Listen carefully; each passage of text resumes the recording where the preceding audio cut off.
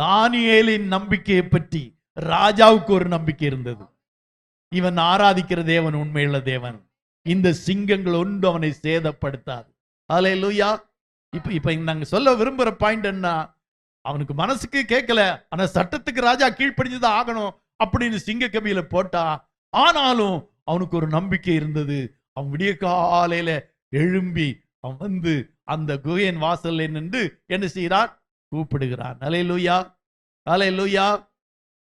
நம்மெல்லாம் செத்தா கல்லறையில வந்து யாராவது நீ உயிரோடு போயிட்டியா, எழுந்து வர்றியா, இன்னைக்கு வர்றியான்னு கேட்போமா? நீ உயிரோடு இருக்கியான்னு கேட்போமா? இல்ல. செத்து நேத்து இன்னைக்கு அரிச்சிருக்குமோ, என்னது என்னது என்னது என்னது கரையான அரிச்சிருக்குமோ அப்படின்னு நினைச்சிட்டு தான் வருவோம். ஆனா இங்க பாருங்க, ராஜா வந்து கேட்கிறான். அப்படின்னா இதுல என்ன நான் சொல்ல விரும்புற ஒரு காரியத்தை நீங்க நல்லா புரிஞ்சுக்கணும். தானியேல் அந்த ராஜாவுடைய உள்ளத்துல ஒரு தாக்கத்தை ஏற்படுத்தி இருந்தான்.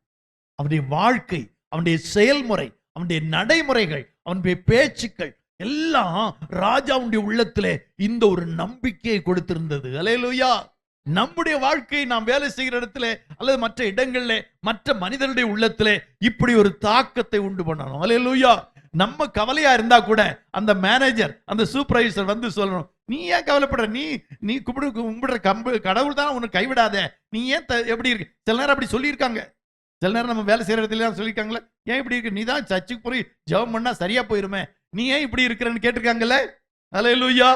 யோசித்து பாருங்க. அப்போ நாம பிறருடைய உள்ளத்துல இடம் பிடிச்சா நம்ம செத்த பிறகும் இல்ல, சாகிறதுக்கு முன்னா மட்டும் இல்ல, செத்த பிறகும் கூட அவங்க நம்ம நேசிப்பாங்க.